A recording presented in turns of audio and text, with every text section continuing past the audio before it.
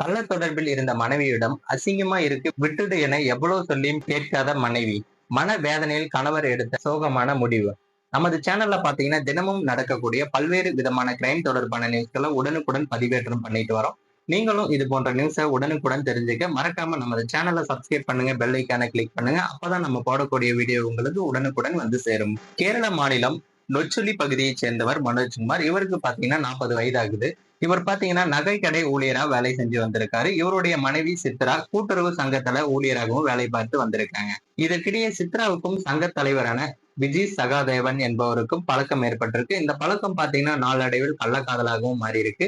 இருவரும் பாத்தீங்கன்னா நெருங்கி பழகி வந்திருக்காங்க. அடிக்கடி தனிமையில சந்தித்து உல்லாசமாகவும் இருந்து வந்திருக்காங்க. இது மனோஜ்குமாருக்கு தெரிய வந்ததால் தன்னுடைய மனைவியை கண்டிச்சிருக்காங்க. இருப்பினும் மனைவி அந்த நபரோடு தொடர்ந்து பழகி வந்திருக்காங்க.